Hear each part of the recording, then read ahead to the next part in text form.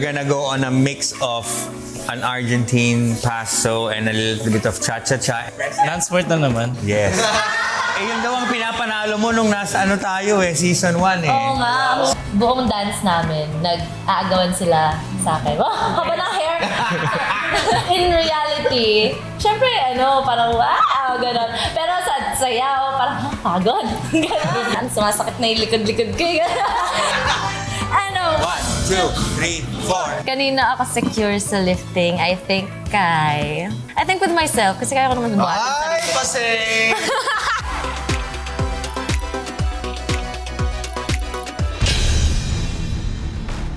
I felt na I could have done something siguro para maagapan. Pero syempre, hindi natin alam kung ano. Hindi naman perfect yung parang ninja ko. Kailangan ko ng refresher ulit in lifting someone. Especially working with Sofia, because I'm carrying her. I'm not carrying Kuya Rock that time. Okay. It's not anyone's fault.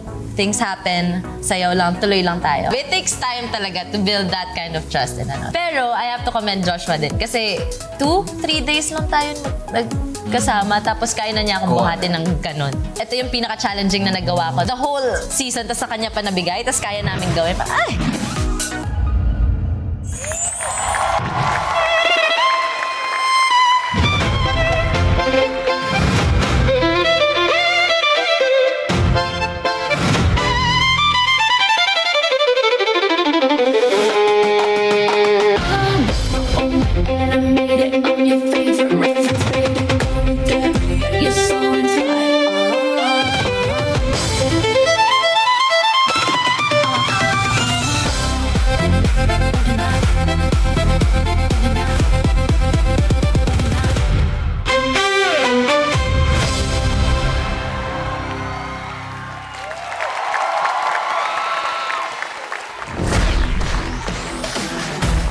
Very elegant performance from Rocco and Kaya Sofia win.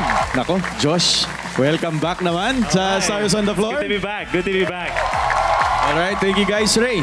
Una-una, Josh, nice one, brother. Thank you. Solid. Thank you po. Masaya ako na napanood kita.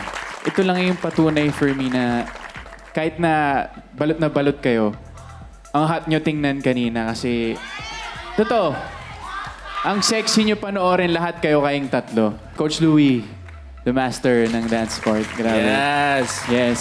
And for me, bagay sa inyong tatlo kanina yung nangyari. Especially kay Sofia and kay Rocco. For me, pagdating sa dance sport, isa kayo sa pinakamalakas eh.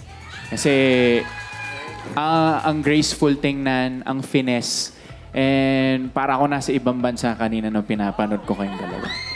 And yes, alam mo talagang palapit na kasi nga pahusay na ng pahusay kayong lahat. So, nice one, Rocco, Sofia. Let's go. Thank you po. Thank you, Ray. Yan. Sofia, slay! Thank you po. Alam mo kayong trio, yung pinagmamasdan ko na very elegant yung tignan at the same time, palaban. Parang napakapulido. Wala akong makita ni isang mali sa ginawa nyo. Si Sofia, alam naman natin ang ganda ng lines niya, mga turns niya, the way siya mag-project, talagang para sa akin mukhang pro. Pero pinaka na-amaze ako na hindi i-mention ko si Rocco. Parang bias ko talaga tong taong to eh. Pero may mga maliliit kasing detalye na hindi na nakikita ng iba. Pero na-appreciate ko. Yung kanina nakita ko medyo nalilate na si Sofia sa ipapasa siya kay Rocco. Pero the way hilahin ni Rocco si Sofia, nilalagyan niya ng pwersa, nagkakaroon ng momentum. At ako na-appreciate ko yun. So respect sa'yo. Para sa akin siguro yung dancing skills mo, yung utak mo sa pagsasayaw, ano ka? Alam mo ginagawa mo. Thank you, Coach. Good job.